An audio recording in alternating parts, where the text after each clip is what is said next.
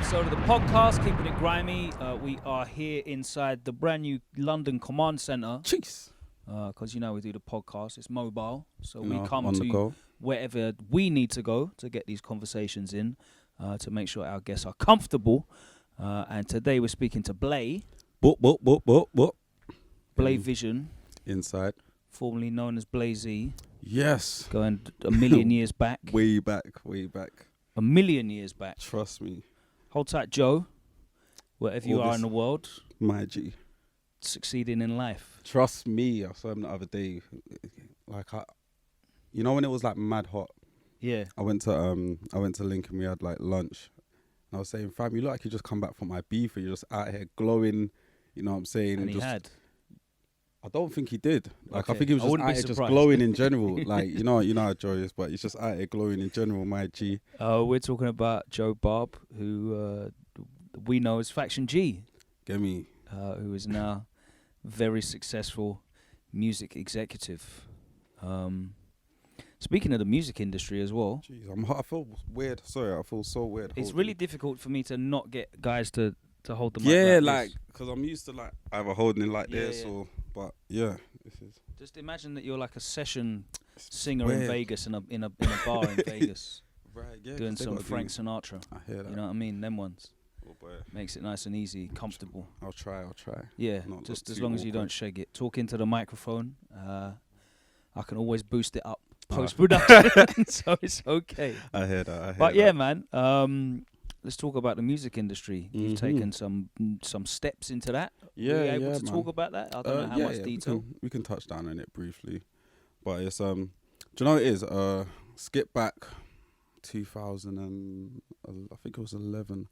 I did trust me, I did a internship at Sony, Okay. and it was a short one. It was about 4 or 5 months, but back then it was different.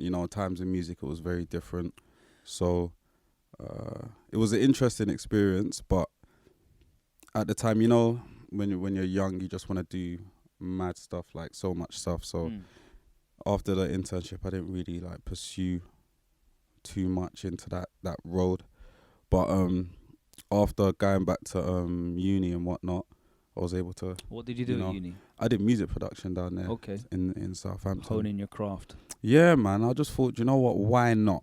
Like, it got to a point where I was just sitting there, and I just thought, I can. What's stopping me? Like, I ain't really got that mad responsibilities that was stopping me at the time. So I just thought, why not? You know what I'm saying? Like, I looked at it as I can have some time to work on my craft and get a degree at the same time in doing music. So, you know what I'm saying? The opportunity was there. I didn't even have the grades. I literally sent them a letter. I sent them a letter basically saying, boom, I'm BLAY Vision. This is what I do. I uploaded like about 7 SoundCloud links and 3 YouTube links. And I said, this is what like I've done this year. I want to study music there. And they sent me back a email saying, come true. So Okay. Wicked. yeah, that was pretty sick. So that's quite topical because obviously a lot of kids got their A-levels the other day. Yeah. And you got in there just showing them your track record. Yeah, really. experience. Literally your track record. Literally, because even back then, if I think back to my grades weren't too great. Like in music, they were good, but when I think back to like the core subjects, they weren't too great. And I just about was able to scrape through, what was it? It was like a B-Tech back in the day, I think it was called.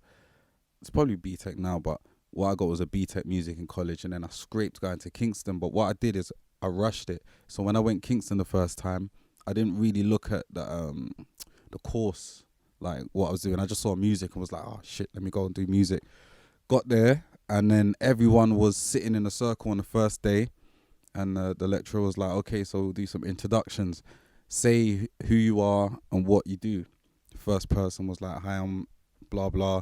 And what was it like? She was like, oh, I'm this grade in playing violin. So at first, in my head, I'm thinking, okay, we've got some people here that can really play. Then the next person was like, I'm grade this in piano. The next person was like, I've been playing cello since I was 2. So when it got to like the 7th person, I was thinking, fuck, like what's going on? Like no one here is a producer. So they've got to What me. did you say? Yes, that's what I want to know. I just said, look, I'm my a name's Blay. bad man on Fruity. This My literally. name's Blay. I'm It a was like, bad man on Fruity My Loops. name's Blay. I use Fruity Loops. Like, because it wasn't even FL Studio at that time. I think it was like FL Fruity Loops something. I can't even remember, but I was like, I use Fruity Loops. I tried to make it sound so nang. It was so stupid. I said something like I'm a computer-based producer or something, like something so dumb. And then everyone was just like, okay. Like, I saw some eyebrows raised. Like, they were probably thinking, well, we ain't chatting to this guy. Like, he ain't gonna last. And they were right. I didn't. Like, first year there, I barely handed in anything. The assignments were fucked. Like, music theory. Like, I've never studied no music theory in my life. So when it came to the assignments and stuff, I was just, and no one weren't trying to help, man. No one weren't trying to help, man. It's like they looked at man as, oh, he's one of those guys. You know what I'm saying? Jumps on a computer and thinks he knows what we're doing. But no one weren't really trying to help me. Do you know who was there? Mad. Go on. There's a guy called Silky Rose. It's a producer. Big boy producer now. But he went there for a little bit. And Miss Beats went there. Yeah, back in the day, she was there for a little bit. But it's like all the real music heads bust out because they realised this weren't for us. So it was a blessing in disguise, really, because I didn't waste as much money as I could have trying to finish that course. And things worked out in the end. So the lesson there is definitely investigate the courses you're applying Yes. for. Oh, Bruv. Listen, my first day in Kingston, I turned up. I didn't know where anything was. Didn't know where the campus was that I was actually studying. Like, my first day there. What happened to you? Where was the induction? What happened? I was scraping trying to get into places. So, like, literally, I got into Kingston through clearing. So it was like last minute, and I'm trying to look up online. I'm doing TFL journey plan. I'm thinking, all right, cool. So I got to get to Vauxhall. Then I got to go through. Okay, so that's how I get there. It was like £15 something a day to get there in the beginning because my student loan never came through. Like, it was a mess, fam. It was just a total mess. But there was some big L's to learn around that period of time. You know what I'm saying? And it all worked out in the end. You know what I'm saying? Because I ended up going back, and it was alright still. So you studied in Southampton. Mm-hmm. What was that like? A complete relocation for you? I didn't know if I'd be able to do it, to be honest, like when I went down there at first, because I hadn't really stayed away from London. So it was exciting, but in the same breath, because I'd failed before, that was like in the back of my mind, like, oh shit, like if I don't do this, everyone's gonna be like, oh, you failed twice, fam. Like, my mom's gonna be so vexed with man. She won't even be vexed. She'll just give me that look like, you could have been doing so much, you know what I'm saying? So I had to make sure that I did my thing down there. And really, it worked because my productivity went up. I dropped like 5 projects when I was down there. I dropped Gone Mad in my second year. Was it second? Ending of first year, probably. I dropped Gone Mad there. Dropped my first album in my first year. First instrumental album in my first year. And just kept it going. So the time definitely helped, you know what I'm saying? And I went down there with kind of a mentality of, I'm going to do what I need to do down here in the next 3 years. And if it works, it works. If it don't, at least I can say I tried, kind of thing. So, yeah, man, it was very productive. Obviously, you're there to study music production, so you learn a lot of technical stuff. Mm-hmm. Your actual music making, your craft improved. But like, did you learn anything more about the hardest part of being a musician, the hardest part about being an artist, which is everything other than making music? Do you know what? I think being down there kind of taught me what I needed to know, because do you know what it is with university? Yeah, it's not even the course that's the mad thing. It's just being around that kind of environment, knowing that, all right, cool, you've got deadlines, you've got to be organized. Like, even no matter what you're going through, you got to hit the deadlines, you know what I'm saying? Because you'll fail. So there's a lot of life lessons, and obviously when you're living on your own and whatnot, for people that are first going out there's a lot of things to learn, like just life lessons. Like, I met so many people that were older and younger than me at university, and you kind of, I don't know, I feel like because I've been through so much in my life, I can gauge what stage of life some people are at. Like even like if I'm on Twitter, like I can scroll down and see so many MCs tweeting, and more time I can tell what stage of their career they're in, like because I've been through so much. So when I'm down there, like there's kids that were younger, but I can tell they know a lot or about life because of the way they move, the way they do things. And there's people that I met that I can tell that they've been pampered their whole life. You know what I'm saying? So there's so much different personalities and things to encounter down there. Just being in that environment is difficult. This look at his face. Slap that on silent, fam. No, but there's so many different like personalities and stuff. So it's more just the environment is the hard thing to deal with down there. You know, that's why even when like I had this conversation with my brother the other day when it was like, oh, when you have kids, like you're gonna send them to university, and I was like, well, they can do it if they want, but if I had a kid and it was he or she was gonna go to university, I wouldn't want them to go to a far one, because like at that age, I feel like you kind of need your support system like close. University age, 18, 19. Yeah, Okay. you need. I don't know. Like maybe not everyone does. Like, but I would feel more comfortable if my youth had the support system close-ish. Like they can come home if they need to. It's not gonna be like 5 hours on a train or whatnot, or some 7-hour coach trip away. You know what I'm saying? Because doesn't that end up being like a safety net though? Because like they're Kind never of, but really gonna fam, need to. mentally, yeah. You see uni, yeah, fam. It's draining. It's crazy. Like I can't even explain it. It's just so draining because you're in a new area with new people.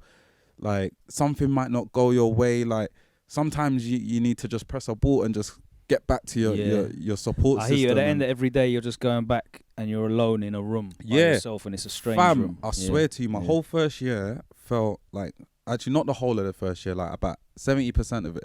It felt like I was in some kind of prison that I can move around in, because you're in this pod.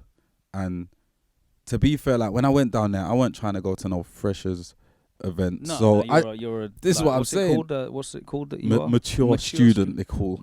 Mature. You know what I'm saying? So I wasn't trying to go to no freshers rave. So really, I was just in my room mashing work.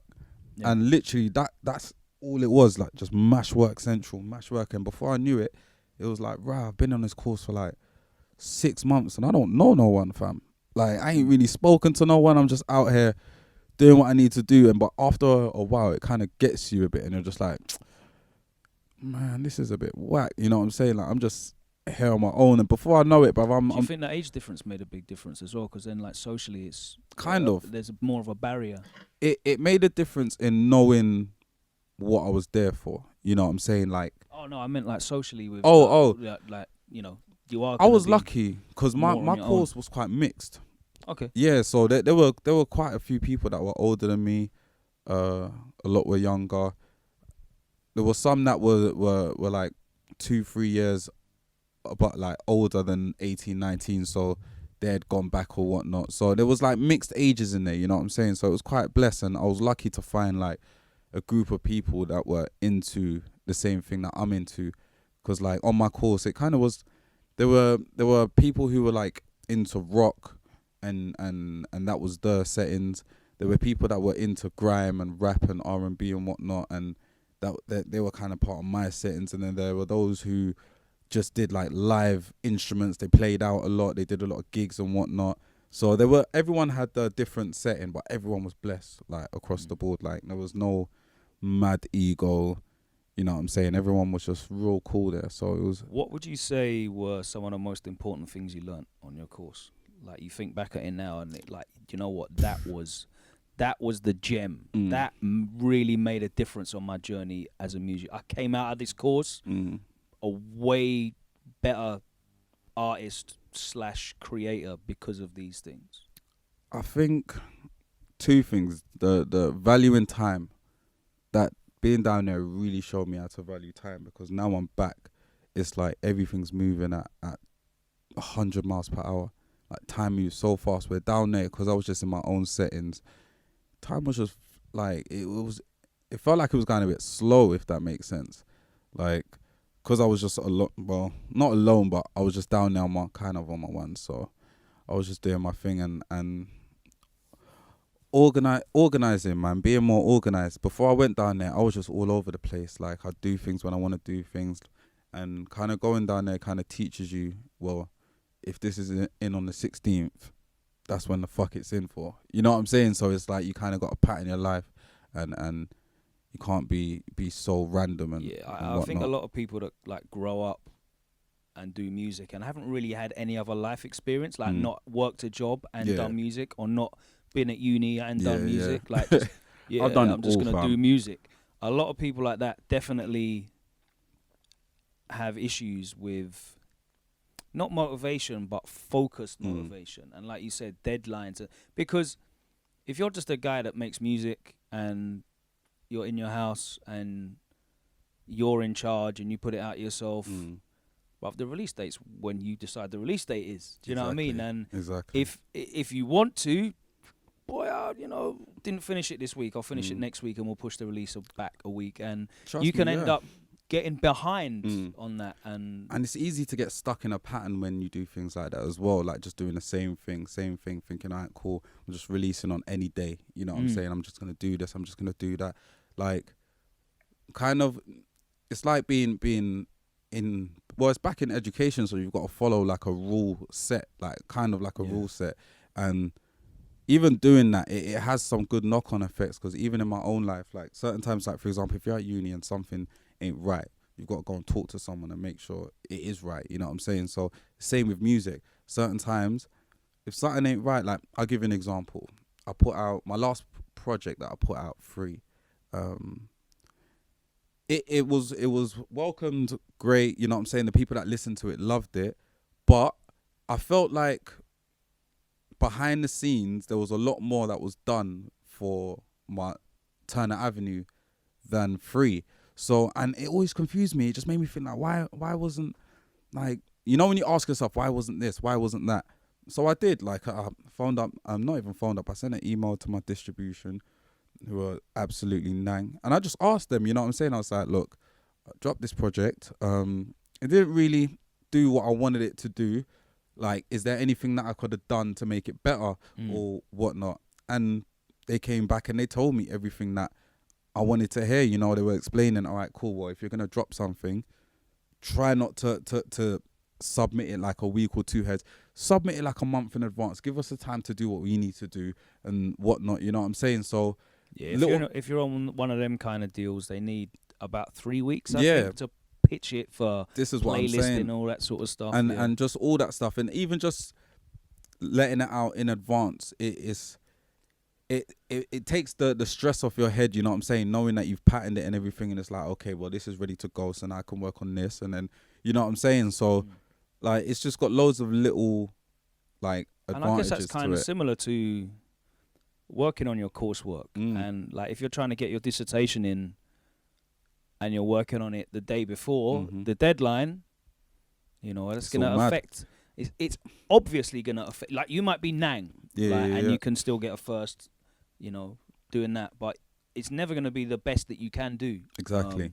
So if you are doing it, giving yourself the time to go back, reassess it, check your plans, build a timeline, identify all the places that you want to be hitting up promotionally and all that kind of stuff, then it's going to be easier. It's less stress for you as well, Well, right? this is what I'm saying. And what's mad is if we rewind about 6-7 years, like, to a previous Blay, like, I would go and submit something, see the same results, but then because I don't have the knowledge, like, I'll just be out here vexed, like, nah, man, like, why ain't this happening? Like, what the fuck's going, you know what I'm saying? Like, but it's because, and this is why I was saying earlier that I can see sometimes, like, the stages of people's career, like, oh shit, you don't know this yet, you know what I'm saying? That's why you're vexed. Like, you shouldn't even be vexed, you know what I'm saying? It's the quickest. And certain times, like, I'll just, if I know them, I'll just drop them a quick DM, just give them the gems, like, fam, you don't even need to be vexed, you know, Carl, if you just do this and that, fam, it will pattern, you know what I'm saying? So it's like, it's just learning. Like, this,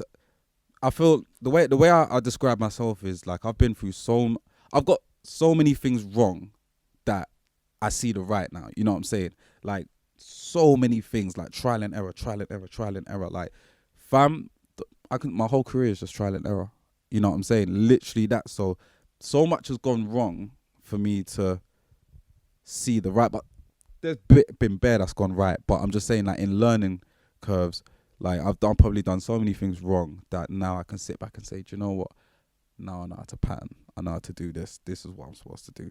Okay, so going blindly off and just trying to just do this music thing solely and doing tunnel vision wasn't the greatest thing to do, because there are you know what I'm saying? So you can analyze things now and see the bigger picture. Yeah, I definitely remember having a couple of conversations with you round about those times at which you were definitely frustrated with where things were going and how things were going. And like, fam, you told me, sorry to cut you, you told me one of the realest things that I've probably ever been told in my life in music. Like, it must have been about 6-7 years ago. Okay. And you dear me, and I can't remember what it was, but I remember your reply was, I just looked on your page and scrolled down about 12 times, and if I didn't know you, I wouldn't know you as an MC. Yeah, I remember that. And I remember when you said that, I read it, and I looked on my page and I scrolled down, and it was just meme, random picture, random tweets not about music. And I felt shame, bruv. It was like, you know when your brethren tells you, like, shames you into moving right, like you're moving mad, and your brethren's like, I pattern up, man, like you're moving mad. And then it kind of shames you into thinking, right, I'm actually moving a bit mad. Fam, I read the message and I said to myself, no one's ever going to be able to say that to me again. And I swear to you, from that day, no one's ever been able to say that, because it's always been music on my page. Like, I think it's really easy to forget that, like, there's so much going on social media that you can miss everything. Definitely. Like, I have stood next to big famous MCs in the street, and guys have come up to them the week after a single's come out and said, "Are you still doing music?"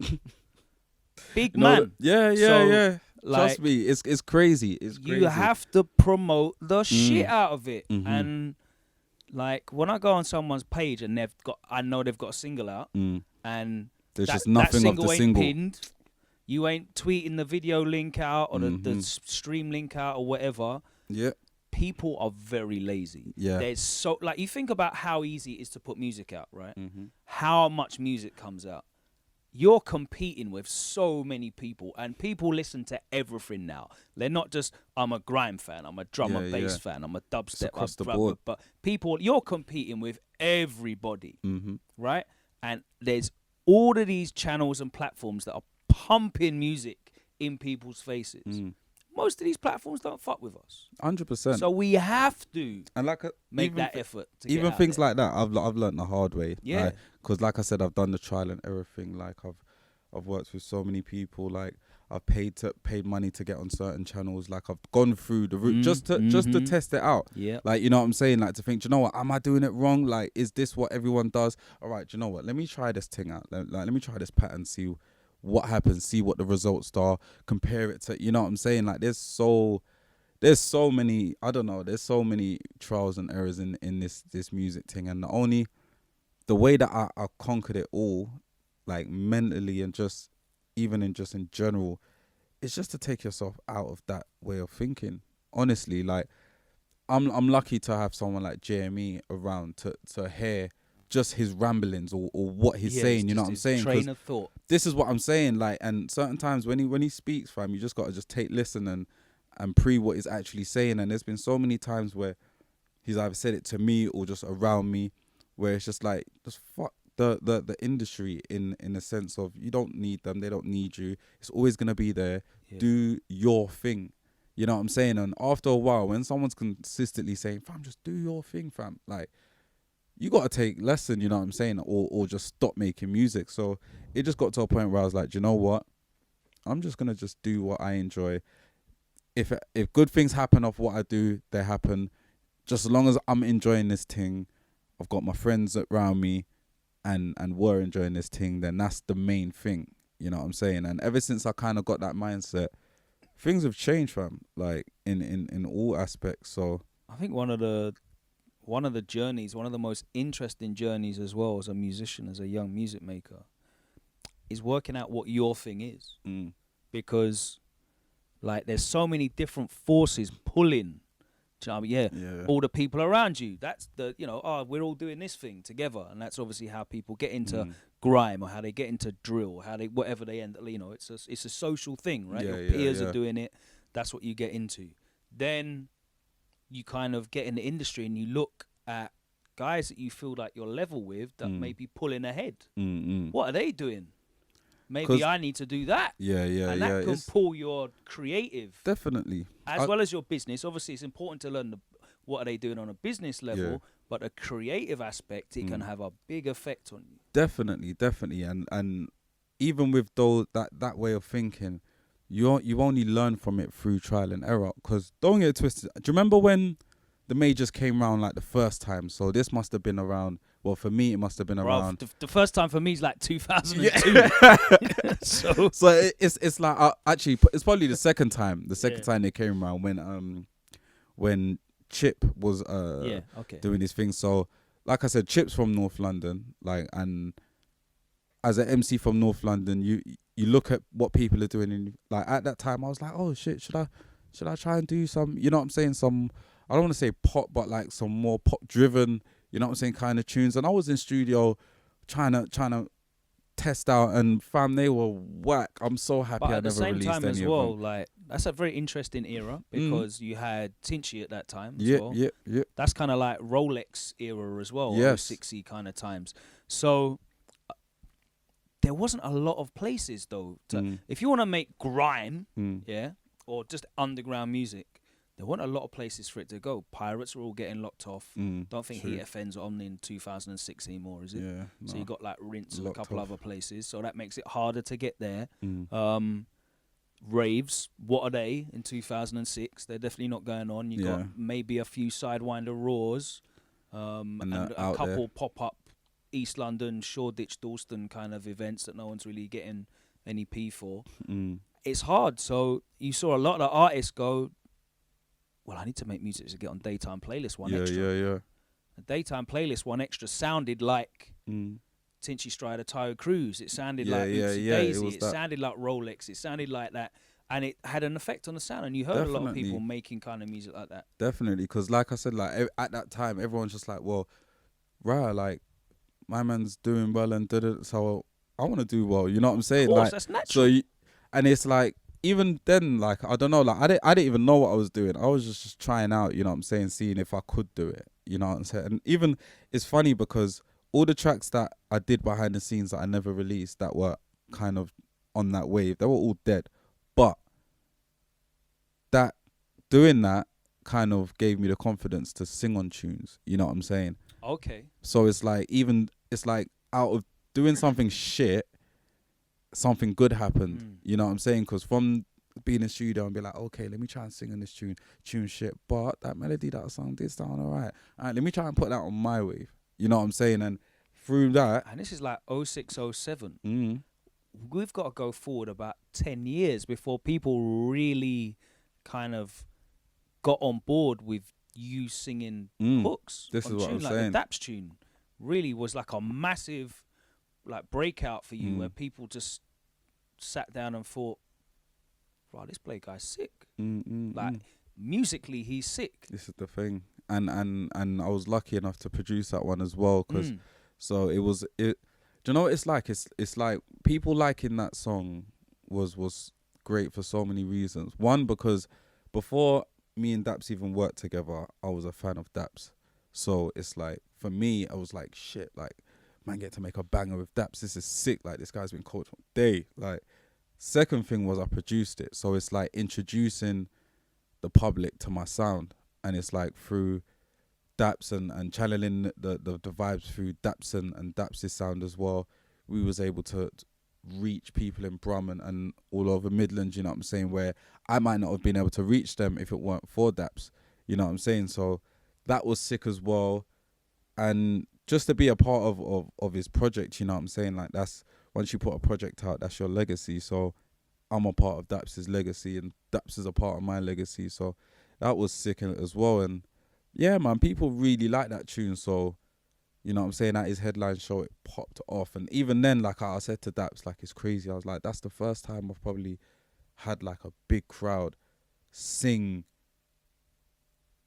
the rhythms back to me like that. You know what I'm saying? Like they were singing it. What? Like the tune had just come out like not too long ago, and they were singing it. I'm like, wow, like it caught me off guard, fam. Like, you know what I'm saying? I was just rambling on stage like when it got willed, because it just caught me off guard, fam. Like I didn't expect it. So, and it was in Birmingham. You know what I'm saying? So it's not in my area. Like I've gone way up the motorway, and everyone's fucking with man. Like I'm in London, fam. Like it's crazy. I'm thinking, this is sick, fam. I'm due to try and park off here a bit more often. You know what I'm saying? 'Cause you gotta go where you're appreciated, fam. So Definitely. you know what I'm saying? Like it was a sick experience. Let's talk a little bit about getting that sound out there, and the importance of spreading your networks, man. Because obviously, throughout your whole career, you've been in proximity to some powerful names. Yeah. You've had a lot of great advice 100%. there for you. 100%. And of course, some really big names that can help spread awareness of what you're doing. But yours is a journey that really shows the power of persistence, because a lot of people would just naturally think, oh, well, he knows Jamie. He's around Skepta. You know, in North. He was on Rinse doing stuff when he was a teenager, and he's been here and there. Like, it's easy. Everything, all the doors are gonna open. Everything's gonna, like, everyone's just gonna bread along because you're mates with him and you know him and thing, and that will definitely get opportunities. Like networking and associations will definitely get opportunities, but until you feel comfortable in your art and what you're putting out, and you know who you are,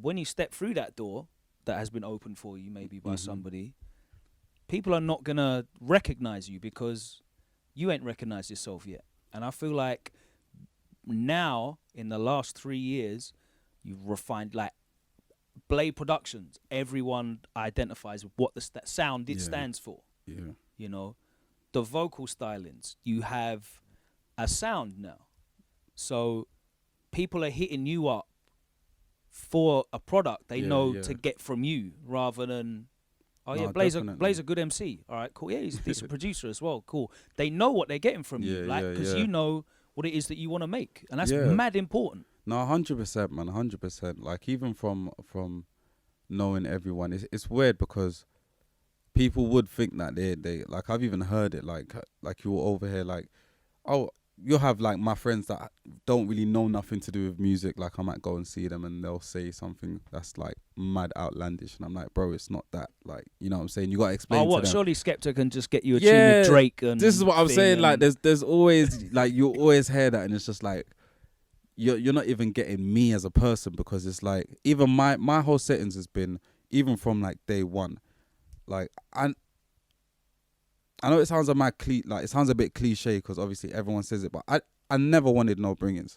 Like, I don't want to get brought. Like, I want to work so I can be looked at as an equal. You know what I'm saying? So like, I'd rather, like, if they call it the long route or whatnot, like, I would rather go away and, like, if the beat that I make is shit, tell me. You know what I'm saying? Like, so even when I first started making beats, they were dead. Like, my brother used to pop into my room and say, you made that beat, innit? And I'd say, yeah. And he'd be like, oh, sounds like you made it. But it'd be a diss. Them like, digs, them little rib shots, you know what I'm saying? But it's like, now he'll phone me and he'll be like, you made that tune, innit? And I'm like, yeah. And it's like, it sounds like you made it. But it's different, you know what I'm saying? It's a different tone now. Very different energy. This is what I'm saying. So it's like, it's wanting to get better, you know what I'm saying? Like, oh, who was it? There was a comedian that basically explained it perfectly, where he said that one day he broke down on the side of the road and he was trying to push his car, and it just weren't like working out for him. So he stood on the side of the road and he just held his hand out. No one was stopping for him. So then he was like, fuck it, you know, it's raining. So he just said, fuck it, I'm just going to push his car. He put all his strength into it, started pushing his car. As soon as he started pushing his car, people started like looking out the windows. People started pulling over. Before, he's got people helping pushing his car, and it's because people saw the effort that he was going through. You can sit down there and say, "Oh, I'm in studio 100 hours, like a month." Like, all right, cool, it's words, but if people see the effort you're putting in. You know what I'm saying? If people see what you're actually doing, they're more inclined to help. So my thing was, fam, I would love to make a tune with all my brethren. You know what I'm saying? But I'm not going to put it out. I'm not going to make things awkward and keep bugging you. I'm just going to keep getting sicker and sicker and sicker. And one day you're going to be like, fam, that tune's cold. What? Let's do a tune. You know what I'm saying? Yes. And literally that's been the And that's not even a brethren's thing. You realise that it's everyone. This is what I'm saying. And it feels so much better, fam, because it's like, you know what? Like, I'll give you an example. That's how, like, Gone Mad. I was in school listening to Jamie on Heat FM. Like, you don't think you're hench. You say you got a new weight back. Like, that was my, like, I say it all the time. I've even had arguments about it in the past on like social media when I was that problematic kid. Like, Jamie was my Dizzy Rascal because I was from North. You know what I'm saying? Like, back when I was spraying and that when I was a kid, our side of like North London's grime wasn't really that much documented. You know what I'm saying? We didn't really have there might have been cameras about, but I didn't know. You know what I'm saying? Like, I didn't know this was just life for me. Like, if I knew that it was gonna be this, I would have been like, Mom, like, help a brother out. Like, we could, you know what I'm saying? I can document history right now, but no one knew what it was. So like, this side of grime was very undocumented. And when I was in school, Jamie was my Dizzy Rascal. You know what I'm saying? Like, Scorcher, like Cold Blooded, Dollar the Dustman, like Blitzargan. You know what I'm saying? Like, these man were the fucking my nasty crew. You know what I'm saying? Like, so when I'm on Twitter and I'm seeing like people talking like, oh, D-Double's the guy, I'm like, fam, go get Cold Blooded Red Tape. Like, you know what I'm saying? Like, you know what it was there. Like, there's so much history. Stuff like that are why I will never let anyone forget like Axe FM and Pablo, man. This is what I'm saying, fam. Did like, so much, and you talk about documenting. That was the first place I was ever able to watch. And you know what? Pablo was probably the first person, God bless his soul, that documented shit. Like, for you know what I'm saying? Because like there might have been some one-away videos. Like, I've got a little video of me, Double S, Shady, Terra Dudley, and a few others from Bun crew on Station FM. Like, and I must have been about 16, 17 maybe. You know what I'm saying, on this radio set. So there's probably some one-away clips, but Pablo's was the consistent one. You know what I'm saying? Yeah. Like, it was a base. It was like, you can see when you go home and log on to this, you can see it. You know what I'm saying? So that and that was history in itself. Like, even my that XFM clashes. Like, my cousin. Crazy. My cousin just started MCing. Like, he wanted to be an MC, and he just started MCing at that time. And he entered the XFM clashes.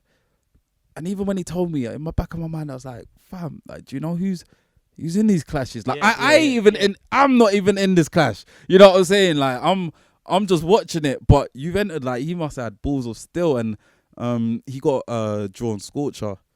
And it was mad. Peak. Yeah. It was mad still. Scorcher was like the golden child in the end. Blood. Them time. Blood.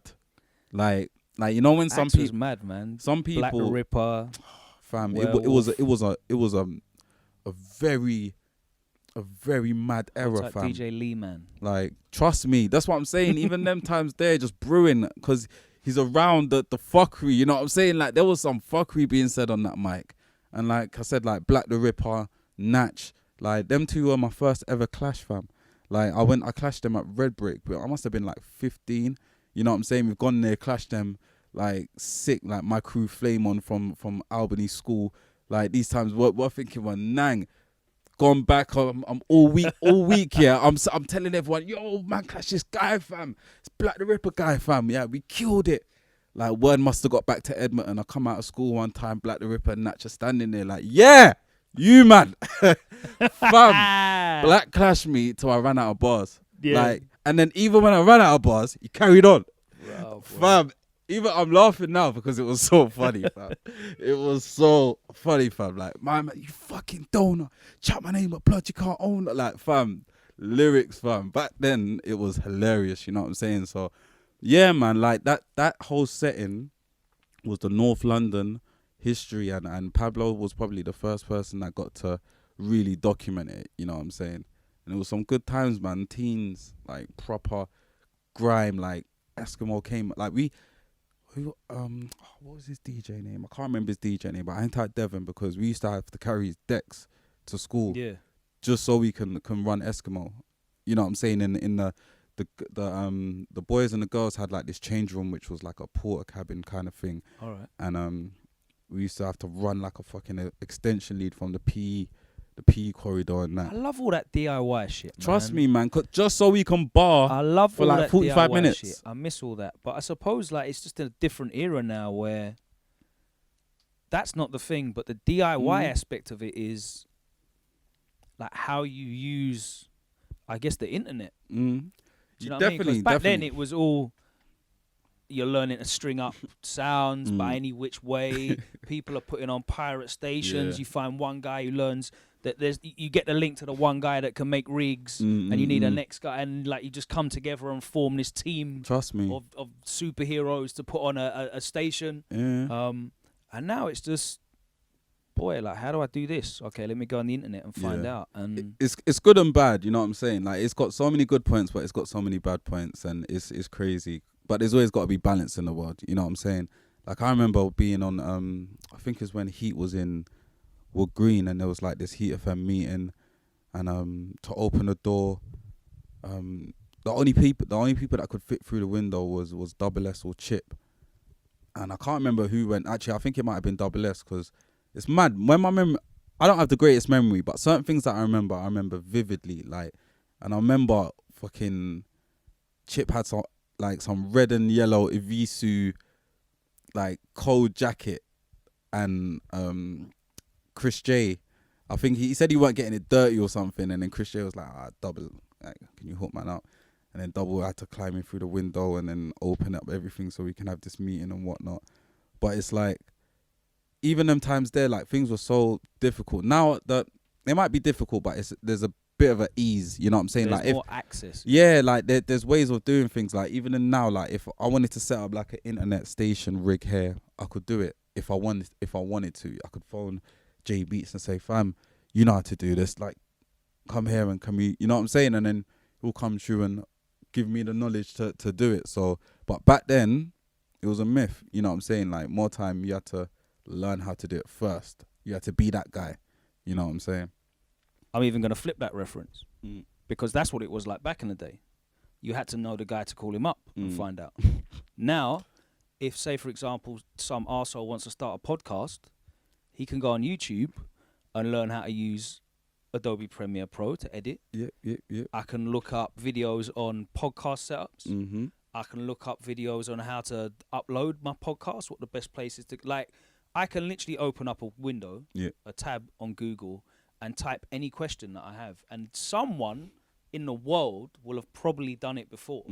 Which is pretty nang. Whereas, like, when we started out, 02, 03, 06s, that kind of era, yeah, the internet's there, but people are not sharing information like that. And it's mad specific information as well. How can I get these Technics 1210s playing out of this speaker? Like, it's bare specific. You need to know the sound, man. You need to know the J Beats that knows or you need to have the link to Genius or Slimzy or whoever is in your area that can get the access to the rigs for the station, and they'll link you up with the man.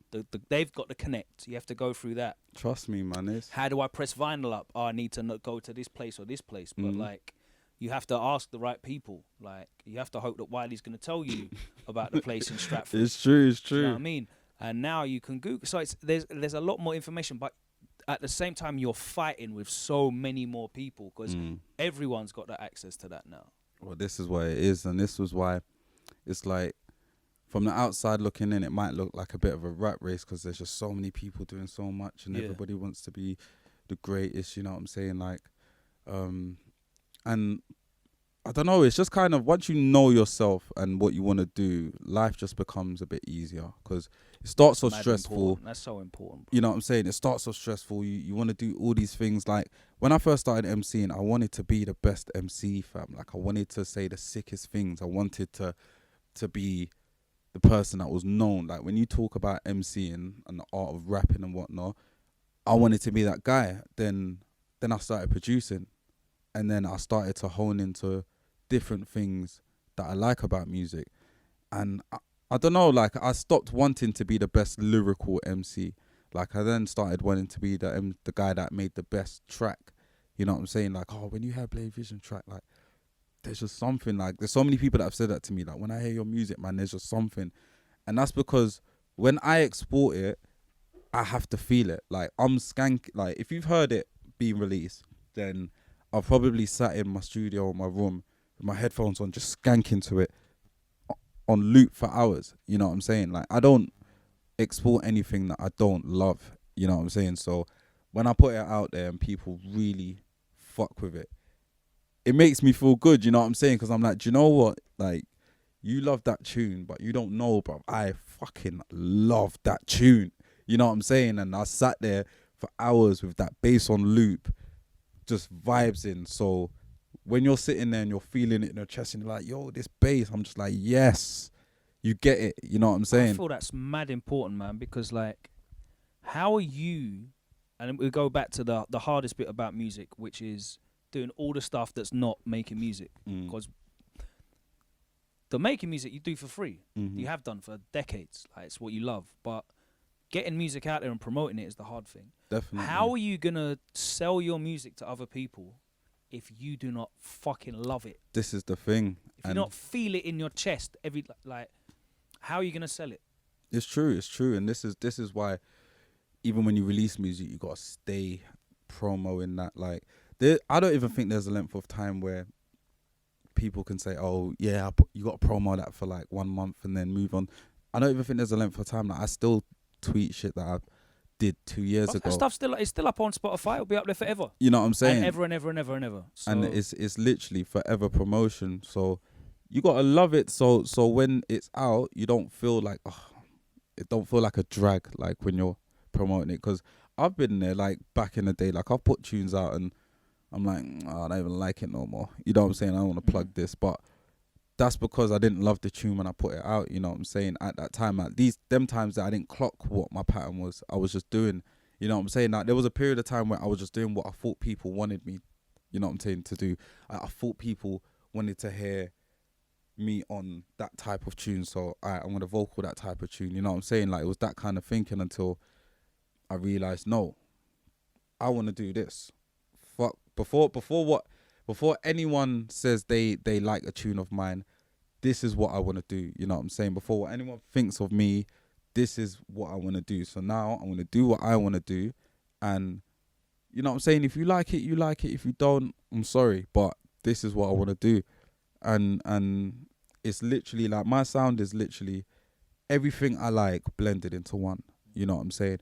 Like, I grew up on rap music and through that, like, I didn't rap before I was writing bars. Like, I started writing bars because in school, the year 11s used to have these rap battles in the playground, and then two of my brethrens started like writing raps in the science book and whatnot. So I was like, alright, cool, I'll beatbox for you lot. You know what I'm saying? And I was the guy that used to beatbox. You're a producer already. This is what I'm saying. I used to beatbox for my two brethren so they could clash the year 11s. Yeah. And then one day, like, I came out with a lyric and then everyone was like, oh. And I was like, hold on. I'm alright. You know what I'm saying? Like, you lot are feeling right this, at this. fam. Like, this feels good. You know what I'm saying? And then one brother, this guy called Mo, literally, like, this guy called Mo, like, this black guy called Mo. I don't know his last name. I don't know where he is in this world. But I wish that I could run into this guy because he doesn't know what he did, fam. He came into my school through one of the support workers, and he came into our music class and said, anyone that wants to make a track, stay behind after school. So me and my two brethren were the only ones that stayed behind. He bought, like, he had the old school Mac with the back off. Okay. Yeah, you know what I'm saying? He's pulled that out. Did it set have like a everything different up. colour on the back? I think Remember that one? the Bare sky blue plasticky one. Yeah. yeah. Like, it was around them errors. So Yeah. he's backed that out. And we've made a tune. And then we pressed it onto CD, pressed it onto bare CDs. I made bare at my house. My brethren made bare. Yeah. We just gave it around. And then 2-2s now, we've got the Flame On family anthem. You know what I'm saying? All my brethren are vibes into it in school. I'm like, yeah, fam. Man's blazy now. You get me, fam? Like, before, it was just Dre. Like, that's... But now I'm blazy, like everyone's calling me by my tag name. I'm like, yo, I can fuck with this, you know what I'm saying? Like, this is kind of cool. And then from there, bruv, it was just an ongoing spiral. It's like, all right, cool, I need to make another tune now. You know what I Like- think happens in everyone's career? Yeah. You ever play World of Warcraft? I tried it once still. All right. You know when you hit the level up Mm. and you go, psh, Yeah. and you flash yellow and you level up This to the is next level, yeah? That's what I'm saying. There's fam. moments like that happen consistently. Consistently. And you can identify them. You realize, Mhm. like, you don't know when they're going to happen, but when they happen, You know it's yeah, that's definitely. and that's definitely one of them. Mm-hmm. I think. And then what happens is you go down the road and you meet like a fucking level 99 warlock, and you're like, wow, I need that cloak. Yeah. You get me, fam? Like, that cloak looks But hard, you know what? fam. You can't talk Like, to him yet. Not yet. 'Cause That's you're what I'm not saying. levels It's enough. too. You're It's not too. levels enough You for can't them. even get in the building. You can't go to access get in the that building. region. You Yeah. go to get in the building, and the sign pops up saying you need to at least get this cloak, and you need to hit level 50 first. And you know what's You're so funny, definitely fam? dying to the creeps at the first door. Yeah. That was the first time I went Rinse FM, Yeah. where DJ Micah wanted to bring me Rinse FM, and I think someone forgot to like write my name on the list or something. So we got to the door, security's just like, no. So man had to say in the car, fam. I said, you know what, we're not driving back to. They were tight with that. Yeah. You know what I'm saying? But that's jokes. You know what I'm saying? Because I went there, no one knew who I was. Yeah. You know what I'm saying? I was just this random guy. It was my first time on Rinse FM. Like, I was gassed. Like, for me, Rinse FM was like the mecca of radio. You know what I'm saying? It was the place that you wanted to be if you was an MC. Never That's gotta been there hurt. before. How did you deal with that? Fam, Sitting- do you know what? That must have been the longest 2 hours in the car. It burnt because I was like, all I kept thinking was, I told people I was going to be on there and whatnot. But it did burn. But do you know what? Like, it's crazy because, like, Michael promised me, he was like, fam, next week I've got you. Like, you know what I'm saying? And I ended up, like, joining the committee after that, you know what I'm saying? Through doing the set with Micah and Faction G.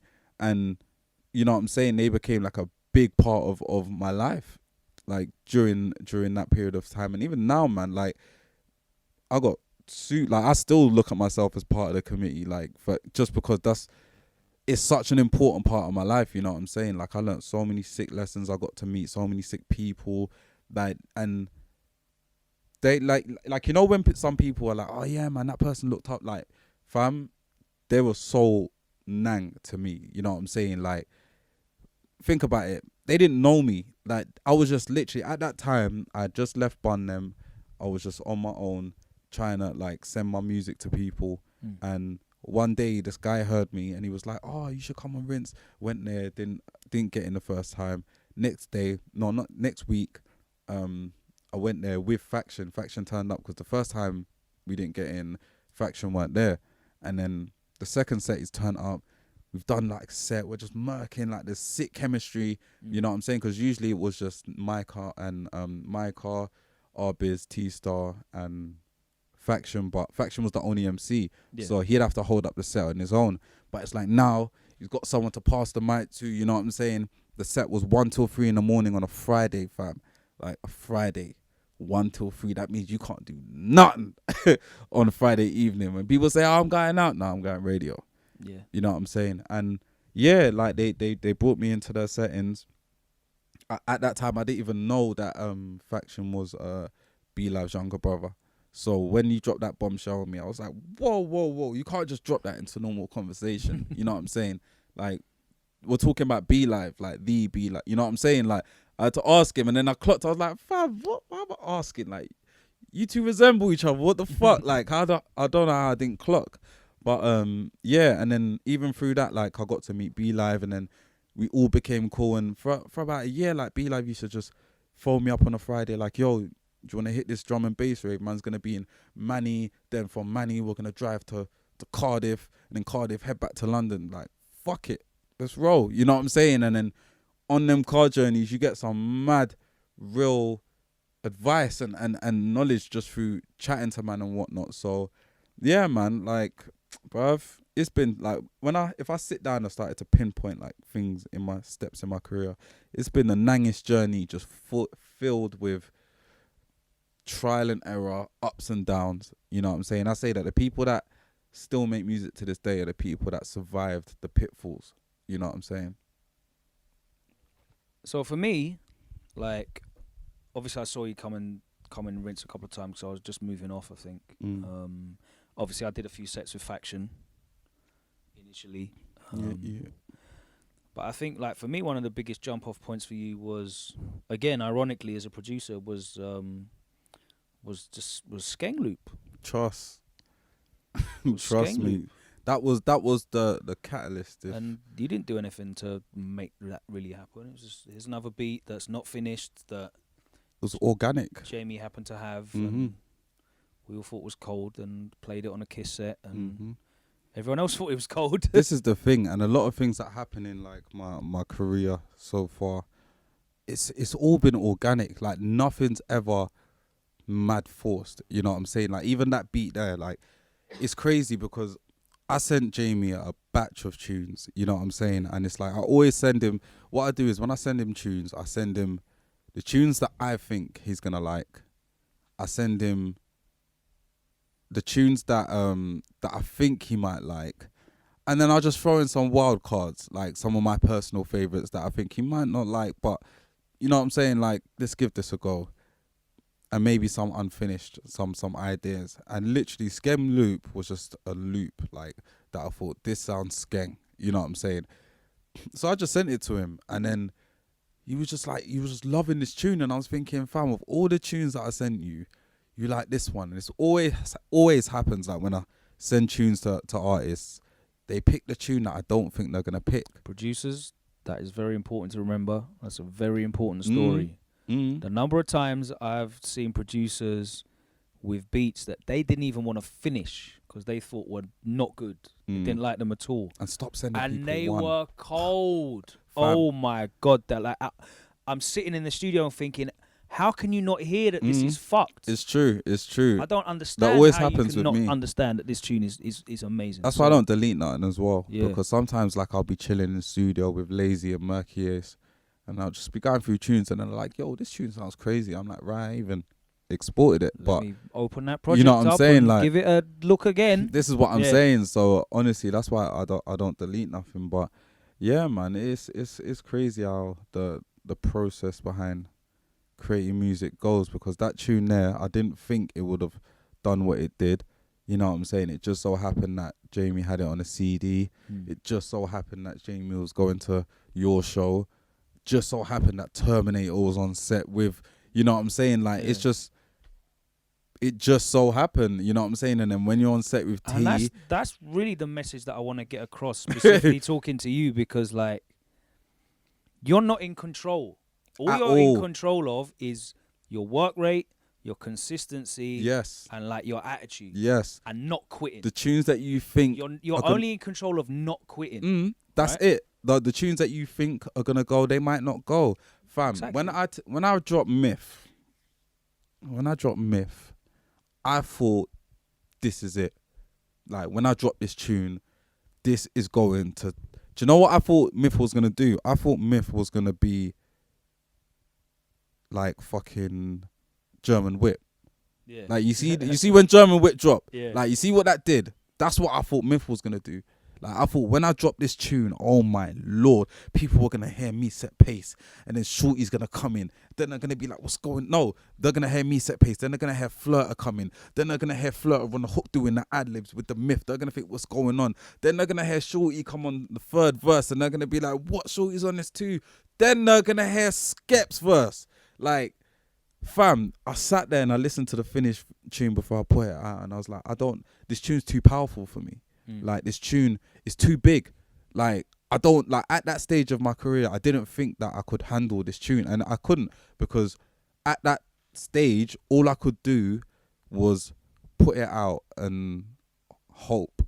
Yeah. You know what I'm saying? Hope people get what I've tried to do with this tune. You know what I'm saying? And you weren't able to give it the packaging. Yeah, I wasn't able to deserved. capitalize on what this tune was, because even when I listen to it now, the beats are banger. I've got Shorty, Flirter D, and Skepta. So when you mention a tune, I remember it because I played it and I was like, yeah, this tune's sick. But in 2019, I can't even remember that tune existing. It's crazy because there's not. I'm always kind of. I try and advise people against diving in straight away with a tune. Like, and spending the budget on it immediately before they even get any feedback, like plugging in for a $2,000 video and doing the radio plug-in thing and the press thing and whatever, and before you know it, you're $5,000 in a hole. Trust me. Without even knowing whether anyone's going to give a shit about the tune, just because you're like, you and your team in the studio have gassed you up, like, yeah, this is the one, it's going to go. But yeah, when you've got a tune that you know and it's got Skepta on it, it was just so crazy. Along with everything else it had, but it's got Skepta on it. So there was so many aspects. There was like even like I Set Pace, my verse on that was hard. Then tune was like cold. Even with Flirter, like the whole thing of getting Flirter on the tune was, I was saying that I can't do this tune without putting Flirter on it. Like Flirter is the original myth. You know what I'm saying? Like how can I make a tune called Myth and not have Flirter on it? You know what I'm saying? So that was like straight away. I was like, I need to get Flirter on this tune. Like at that times, I didn't even know Flirter. You know what I'm saying? And even when Flirter jumped on the tune, Skep wasn't even on the tune yet. It was just me, Shorty, and Flirter. So Skep jumped on it last. That's why he's last on the tune, and just killed the verse. Shorty killed it. The hook was just, you know what I'm saying? It was off like the whole Lord, and like it was just so much. At that time, I thought, yes, like I've got my one. And it just didn't take flight. Like people didn't, I don't want to say they didn't care, but it was just a tune, you know what I'm saying? Yeah. And that killed me, because I was like, at that time I was like, what the fuck? Like, what have I got to do, fam? Like, this is the perfect grime tune. It is the perfect grime tune. The beat's fucked. Everyone on it went ham. It's like, what? Like, I was literally sitting there in my room thinking, what more do people want from me? Like, this is the piff. Like this, you know what I'm saying? Like, how much more do I? Dangerous moments though, because you can start. That's when you can sit there in your room, and you can think start all regressing and start getting in your own head. You're like, oh, is it fuck me? This shit, yeah, man. this fuck bruv. that guy and this platform and that station. Fuck all of them. And all of them. They don't see my vision. Like, trust me. Yeah, and you can just fall into a pit of bitterness. This is what I'm saying, and you can get so closed in on yourself, and you start blaming yourself. You're like, oh, maybe it's me. Like, maybe I ain't cut out. Honestly, I think it's because I'm just addicted to making music. Like, I always want to get better, and I think it's because I listen to I love instrumentals and producers. Like, production's probably the reason why I'm still making music. You know what I'm saying? Like, so when I hear people like Joker, Wise the producer, Jamie, Skepta, Rocks, like, these people are like they're like the carrot in front of the horse. You know, yeah. They so keep you going along. Yeah, fam. Because I can't not. Like, how can I stop making music when you've got Wise producer out there doing what he does? You know what I'm saying? Or like Rocks producing the level. Like, I can't. It's like I want to share my legacy alongside these people. You know what I'm saying? Because they are who I deem the best in this country. So it's like a constant motivation to keep like pushing and be like, alright, cool. Like, I fell from there. Cool, I can do this. Like, I've produced for some people that I have no rights producing for. You know what I'm saying? Or gone through certain things in behind the scenes of the music industry where the promise of doing it and falling from it is so high. Like, the fall back to ground zero is so high to pick yourself up from. But you got to do it. You know what I'm saying? Like, even Guy Nooney was like part of a pitfall, because it was like, I'm on my face right now. Something that I thought was going to go through didn't go through. What am I going to do? You know what I'm saying? Like, how can I come back from this situation? All right, cool. I need to not be a burden to anyone. I need to be in my own space. I just want to create and just comfortably without having to worry. That kind of what uni was for you as well? Yeah. Like breaking out as well. Honestly. At the same time as bettering and improving your craft and yourself as a person, it's also breaking out of... Definitely, because I needed to become BLAY Vision. Like, before I was BLAY, like, I was doing my thing. I was trying to balance everything. And I was like, no, like, if I'm really going to do this, I need to take some time out and actually go for it. Because before, it's just been in bits and pieces. Like, I get to January, February, March, mad productive. I get to do this, and then I get drawn out for like half the year. Then winter, I'm trying to piece things back together. Like, oh, do you remember what I did in January? I'm still here, you know. You know what I'm saying? Like, I was like, nah, I need to do this thing. I need to create my legacy. Like when I think about how many tunes Wiley's done in his life, it just makes me smile. What did I say the other day? He's made more tunes than Bob Marley. You know what I'm saying? Like Wiley has got such a body of work out there in this universe, fam. That's what I want. Like if I pass away one day, I want people to be able to say, well, do you know what? This is his legacy. This is what he did. He started here and he got to here. There's all these tunes, there's all these instrumentals, there's all this music. You know what I'm saying? Like there's so much going on like with my music right now, like collabing with people. Like I just want to spread the sound out there so the legacy gets made. You know what I'm saying? Five years from now, from this interview, there should be so much BLAY VISION music out there. There is already. You know what I'm saying? I was even joking with me, Jamie, and Murky, and we were getting like slewing each other. And I was like, fam, who's released more music than me in the past 2 years? You know what I'm saying? Like, who's released more music than me? You know what I'm saying? Like, but I was saying, like, let's do the stats. You know what I'm saying? Like, it's true. Like, there's bare music out there, instrumentals, vocals. Like, I cater to it all. Like, get like finding syncs from anime that I watch, so to show you, so you can feel the music. So to show you what I'm thinking when I feel it. You know what I'm saying? Just little things like that. Like, it gets people in touch with the sound and the vibe. And now I feel like I've got just this small little community of people who really get it. And now it's just time to cater to them and show them, fam, let's keep pushing the levels, because there's only so much you can do. And like Drake said, there's a lyric where he says, how long they love you will never be your decision. And that's so true as well.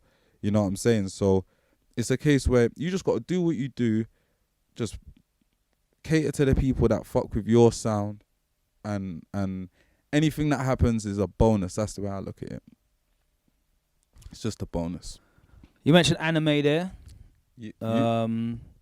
Let's get on to some of the other fun stuff that you're into, because you're not just a man that locks himself in the studio and pumps music into his ear holes and eyes continuously. Gotta have fun. Yeah, gaming is very important with you. Definitely, and man. not just like on a console normal gaming tip, but like you're into your esports. Yeah, man, all of it, man. You love a bit of Japanese culture as well, to the point at which 100%. you managed to get yourself out there Yes. to Japan. I know it was a big personal goal for you. Bruv, dream come true, fam. Dream come true. Like, even going there and just being around that kind of energy was just crazy. Like, one of the biggest things, it's weird, like, one of the biggest things for me was, I pointed that out to my brethren when I was out there. I said that, don't you find it weird being in, like, a country that's not, like, solely, like, driven by religion? Like, everyone here is more on, like, a spiritual wave rather than, like, a religious wave. So, like, over here, you turn on the news, you just hear religion is for, like, whether it's wherever, it's always religion, you know what I'm saying? Like, over there, it's different, like, it's a different pattern, and you could feel it. It manifests itself differently. I mean, they've got a hell of a lot of Shinto temples out there, and religion definitely plays a part. Oh, in their culture, yeah, but, like, it's definitely not contemporary Western culture. Yeah, and this is what's so crazy. Like, that's what was so, well, no, it's not crazy, it's just different, but it was great to be around, to experience, because obviously, like, I had only really experienced this side, you know what I'm saying, the Western side. So to be able to go over there and experience that and just live there for 2 weeks, it was crazy, man. It was sick. Like, even though I mash up my belly on the second day, whew. Yeah, I'm not a big fan of Japanese food, you know. Fam, I nearly ripped myself off out there. Not a big Like, fan. before the show as well, because I was doing a show out there, and we went to this restaurant, and I'm ordering chicken and stuff. And before I left the restaurant, I knew it was mad. Like, as soon as I got to the door, all I heard was, ooh. I was like, what? Like, I just stopped at the door. I said, you, man. I said, I need to go back to the hotel now. Like, man, like, nah, man. I said, nah, fam. Send me the pocket Wi-Fi. Let me get the key. I'll meet you, man. Bruv, the way I power walked, clenching back to this hot fam. I was a mess that day, throwing up everything, fam. It's like, I don't know. It's like the chicken, like the batter was cooked, but I don't know if the chicken. I don't know, was it man. Karaage? Yeah, it was mad. Like obviously, I had it in Wagamama's over here, so I'm thinking, yeah, man, I can just pattern, fam. It was different. Like I found Coco's. Japan, it's almost impossible to find chicken breast. Almost impossible. I never saw it over there. Still, no. I went to a curry place here with one of my friends when I was it in Coco's? Tokyo. It was not Coco. That's my place. But on the menu they had chicken, which was like dark meat. They had chicken leg, chicken wing, chicken skin. Oh shit. Chicken neck, chicken cartilage. Fucking hell. I'm flicking through. I'm looking for like the breast meat because I like breast meat, like chicken breast meat. I'm a boring white man who wants to push weight, so I want my chicken breast, please. Bruv, the only place you can get chicken breast is like KFC. It's different. Another thing out there is fruit. It's bare expensive. Bruv, you can't. So I went to Japan for not the first time, but like second or third time a couple of years ago, and I've just started trying to look after myself, all right? So I'm like, yeah, I'm going to eat grilled this and vegetables this and fruit that. It's really hard. That's one of the things that really put me off Japanese food, because if you think about all the things you think of conventional Japanese food, you've got bleached starch rice, mad starchy, yeah, with everything. Or it's noodles, which again is mad starchy. Or it's deep fried, like karaage and, you know, tempura and all that sort of like, it's fried, like, but in batter. Yeah. So it's either super greasy, really heavy, and I'm used to just going to Pret, getting a salad, keeping it moving anytime. Bro, you can't go to a shop and get a salad. Yeah, it's different. It's different. They don't do vegetables with anything there. Fam, it's mad. I saw a bunch of grapes, fam, and I did the conversion. It was like £8. Yeah, crazy. I don't know where they're getting that in from, bruv.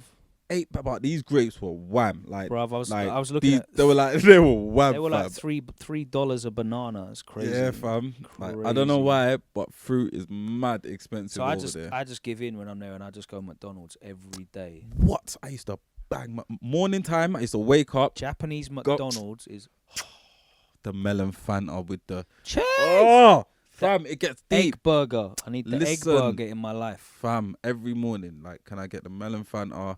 I want the egg McMuffin. I was getting the egg one. Moving, like, because if I'm gonna eat and fuckery, let me just eat. Like, no one does fuckery like Americans. So. Listen, McDonald's, and it tastes nice. I can't lie. The McDonald's tastes nice. McDonald's hits different out like, there. It's nice. I'm not gonna lie. You could eat like sashimi, which is obviously healthy. It's good for you. It's just tuna or salmon. Yeah. But you can't eat sashimi every day, bruv. It's too much, too rich. It's too creamy. It's just too. I can't eat raw fish every meal.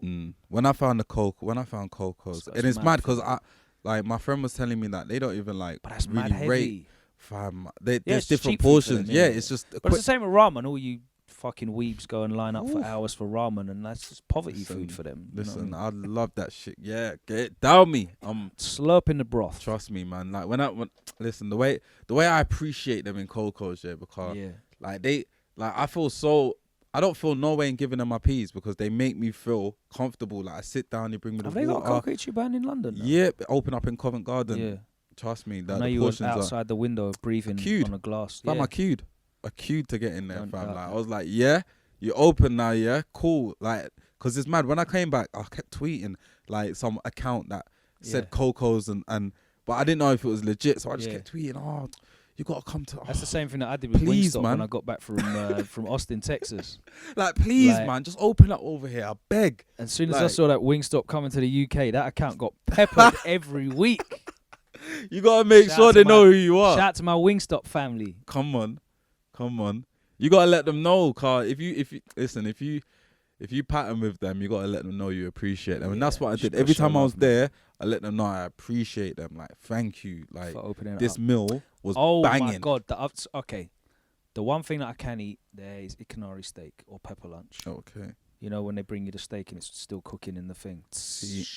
We went to a place that did all that Pepper stuff. lunch is mad cheap though. It's wicked. If you want to go out there and get your protein and your carbs on, Pepper lunch, recommend it. They got a couple around the world as well. I heard you said had some other experiences in there as well in Japan. Got a good schooling by the salarymen. Oh, crazy. In a Taito station, probably. It was crazy. Like, I was walking back to my hotel and there was a man it was weird because I just see this brother on the floor, fam. He was on the floor, passed out, snoring.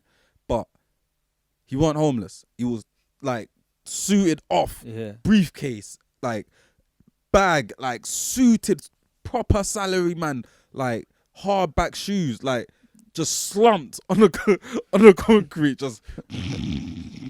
I'm thinking, what for my man? Like, why is just... And, like, I found out, like, that's just a thing. Like, man just shut down out there on the way home. Took a nap. Yeah, it just gets too...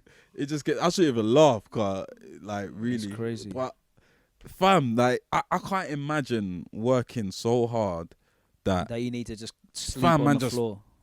I'm just on the chain. You know what? Man, just gonna ride I wasn't even this talking out. about that. I was talking about the licks that you held in the arcade. But, Oh, bruv, that was mental. but I couldn't even believe it, fam. Like, when that happened, there was two things that ran through my mind. One, I was embarrassed. But two, I was so happy it happened because I was like, do you know what? This is a story I can tell everyone when I get back to England. Fam, I went to the arcade to play Tekken with my brethren. So we've got there, like, we've put in the peas and whatnot. And I don't know how it works over there, but all the machines are together. And there's this brother that, this guy just on the other one. And basically, my game got patched through to his. So I'm playing him. I'm not even playing my brethren. So I'm like, all right, cool, say nothing. Like, I see a Kuma there. So I'm like, all right, what, Street Fighter, yeah? In Tekken. Let's run this. Like, man know a Dorkin and them. You know what I'm saying? I was just like, I could just get in with the basics. You get me? Like, I was thinking, like, let me not be harangue. Like, I ain't playing Tekken in a minute. You know what I'm saying? But if I pick Akuma, like, man can just, you know what I'm saying, man. Street Fighter moves. You know what I'm saying? Yeah, Just bang him up quickly, fam. This brother did not let me get up, fam. Like, every time I tried to get up, like, that's all you heard. It was mad, fam. Like, it got to the point where held that good okizeme. fam, all I wanted to do by the end of the fight was at least punch my man once. Yeah. So I could say, you know what? You didn't get triple perfected, did fam, you? like, my brethren was behind me. Like, My brethren was behind me, yeah, and he was commentating the thing, and it's hilarious because all you could hear him say was, "Oh, Blake, ooh, he's not even letting you, ooh, perfect." Like, he was doing the ad-libs behind me, and I'm like, bruv, like, I'm getting smacked up. All I can hear is you say, ooh, like, every punch, you just, ooh. He's like, doing, it's mad, he was behind you doing Charlie Sloth fire in the booth, bro. Trust me, and this guy, he thumped me up in that arcade, fam. It was mad, but it showed me the levels, car. It showed me that these man, they don't play, like, they play, but they don't play. Like, you know what I'm saying? Like, they're very serious. You walk around the arcade and you see guys. Every game as well, by the way. So it's not just like whatever Tekken, it Street was. Fighter, and every game. And it showed, like, I don't know, like, it just, I rated it so much because I'm like, do you know what? You go to the arcade over here, you see some people putting in pennies into something to try and get more pennies back. Like, it's not the same, you know what I'm saying? Yeah, like, I mean, there used to be a couple of them. There, Namco World up the West End, Trocadero. But it's not really competitive. It wasn't really competitive. Trocadero definitely was. If you was it? Yeah, if you went and played like Third Strike, Tekken 4, Trocadero, yeah, that was peak. Card. And in Good Street Casino on near Good Street Station, up in West End, that's where everyone used to go when Street Fighter 4 came out. Okay. All the man were in there. But these are small arcades. These are not like in Japan where it's 15 cabinets all with Tekken 7 on, and they're full up of bare people and all stuff. So Going ham, and they're not even next to 10 cabinets of Gundam Extreme Versus, next to 6 cabinets of BlazBlue, CF, and fam. I'm seeing Guilty Gear cabinets and everything. I'm seeing like fighting games that, like, I've only seen pictures of over here. Like, you know when people like post up pictures of like Guilty Gear and stuff, and they're like, oh, this looks sick. Like, fam, these man are playing these games, fam, and they're sick at it, fam. Like not like I used to say I was sick at Street Fighter, and then I played you, and then I played you, man, on Skepta's tour. That was long. That showed me that it's long, but Like you always think you're sick at something until you meet someone that's sick at something. You Do know what I'm saying? That's a good lesson in everything, man. Oh, bro. Do you know what I mean? I thought my mix downs were sick until I met this producer, and Yeah. No, it's true. I thought my bars were wicked until I spat next to this guy. Yeah. And that's happened a few times. I remember I was on Rinse years ago, and Faction couldn't make it. So this was when it was in Limehouse, and I'm spraying on Rinse, and then I hear the door open behind me. I turn around and it's Trim. And the first thing I thought was, I'm the only MC here. Like this is when Trim was he had the ponytail like he was Warpath. Every lyric was an indirect. Yeah. Murker man, like The Trim. Okuma top notch. Yeah, like Yeah. mischievous Trim. I call it. So first thing I'm thinking is, this guy is just gonna rally me for the next hour. Like the recording of this set is gonna sound so ferocious, fam. Like luckily he didn't, because I thought he was just gonna go in straight from the jump, but he actually was. Like he didn't like, you can tell when someone's trying to body you on set. Yeah. Like, and he didn't really come with that energy. Like he was more just wanted to practice hours. You know what I'm saying? He's probably lived around the corner from Rinse, like how I do Mode FM. So, you know what I'm saying? Certain times you just turn up and it's just let me spray some bars. But like it happens. You know what I'm saying? Sometimes you go on sets. Like I've been on sets when I haven't been on radio for time, and you spray with your peers, and then you feel a bit rusty. So you know what I'm saying? You go home and tighten up the skills. So it happens, man. But that definitely happened over there in Japan when I played there, man. Because they showed me that I'm not on no smoke. So you went to Japan, you did a show, and you shot a video there. Is that right? Yeah. I recorded the video in the same night as I did the show.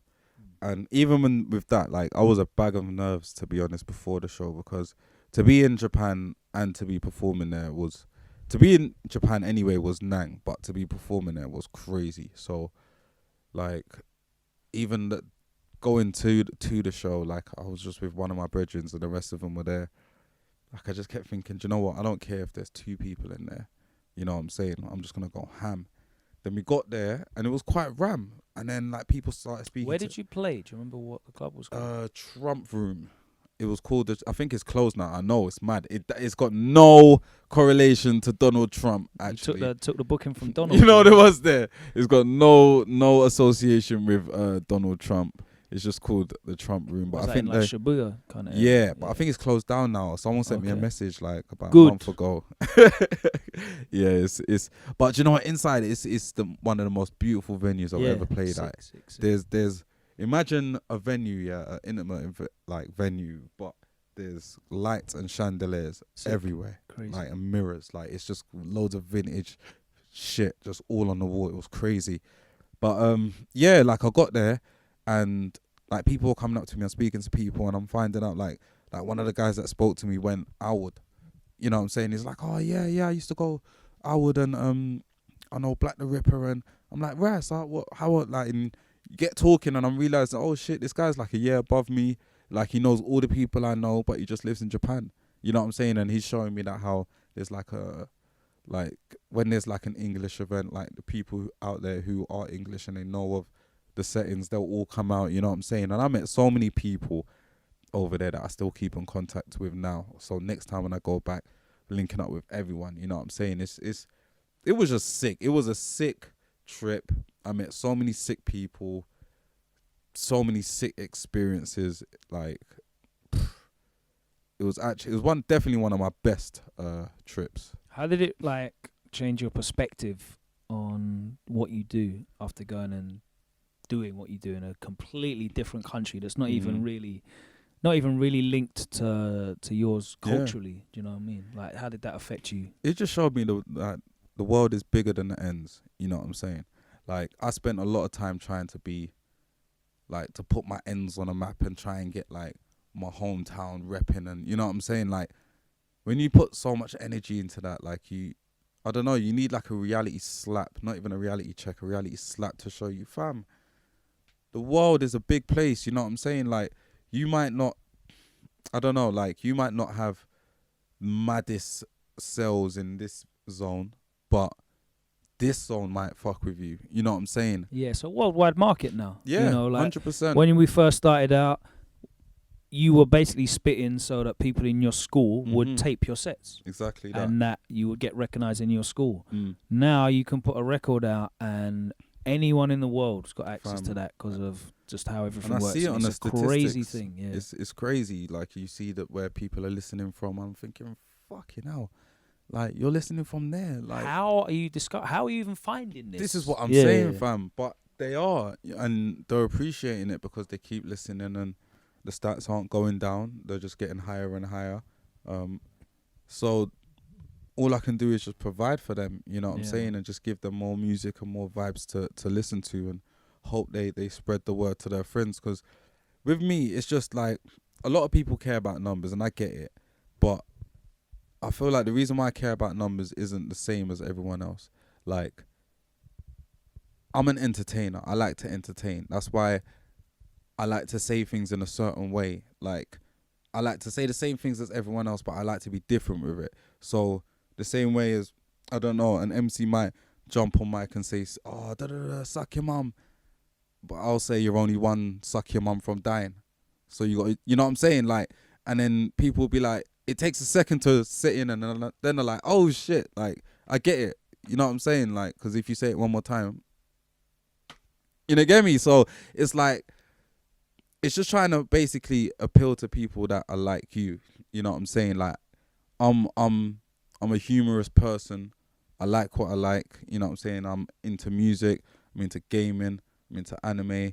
I'm a big kid, really. You know what I'm saying? Like, that's what it is, and I ain't got no intentions of changing. So I just like to appeal to the people that are like me. You know what I'm saying? It just so happens that I grew up in a mad settings, like most of the people that come from ends in London. You know what I'm saying? So, and we made it out on the other side. We never got caught up in the rat race. So now, man, just enjoying it with my brethren that are into the same shit as well. You know what I'm saying? Like, Japan, I always wanted to go to Japan. My brethrens created an event in Japan from England, and we flew over there.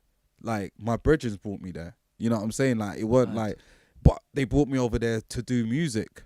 So it's like, why would I now? It's like, everything I do, like, I just send music to my brethrens. Like, let's see what the 9K man they want. Yeah, like, see what they think of this car. They're my support system, you know what I'm saying? So it's just like, now we've just got that kind of setting. Literally everything we do just intertwines with each other. Like, they do podcasts and YouTube videos, so they'll shout me and be like, oh, have you got any music? Of course, fam. You know what I'm saying? Like, the same with other gamers that I know, like with the Sidemen. They used to put my music on their videos and whatnot, and you know what I'm saying? It's just literally just getting out there in all kinds of lanes, showing people the music, showing people the vibes, and just engaging with them and hoping they fuck with the music, man. Well, I'm really happy that you managed in your career to break through those walls of frustration when things are not moving at the speed or in the direction that you want them to go. And now that you are very, very comfortable with who you are and what you want to make and what you want to do, like you said, man, everything's blessed. It's a great time to be able to make music. You can reach people around the world with your music. And you have done. Yeah, man. So it's amazing, man. It's a good time. Just got to be grateful, you know what I'm saying? That's Absolutely. it. I'm just grateful I'm able to do it. I'm grateful I can sit in the studio now that I built and be like, yeah, like, I can phone my brethren and say, come, let's go. Let's make some rhythms, and that's what it is. You know what I'm saying? And even from a youth, that's all man wanted, was to be able to create, put my music out, and enjoy. You know what I'm saying? Where can the people find it if they want to find it? BLAY VISION on everything. Spotify, iTunes. To be fair, Spotify is my main my main place where I get most of my but it is listeners. all on. It's on Apple Music as well. Every platform out there. Plenty of videos out there as well that you can find on YouTube, and of course BLAY VISION on the socials. Thank you very much for your time. I appreciate it very much. It's a pleasure talking to you. Anytime, fam. Nice one. Respect. Let me get my plugs in as well. We have got a Patreon page. So if you enjoy the content that we are doing, then you can help me continue to do it. Get involved. On a weekly basis. You can either make a one-off donation or you can subscribe on a monthly basis, however much you want. It's all welcome. You know, it lets me continue to record and edit these things and put them out for you. If you're listening to this on Spotify, Apple Podcasts, or whatever podcast platform you listen to, you can watch videos. We put videos up on YouTube. Hello, Jeez. if you're watching on videos, Come on. and you don't want to have the YouTube loading all the time, then you can find us on Spotify, Apple Podcasts, and any good podcast platform. So you don't need to worry about that YouTube window being open whilst you're driving or on the train on the way to work. But yeah, thank you to everybody who's been enjoying the podcast so far. We'll be back another episode next week. Don't forget to keep it grimy.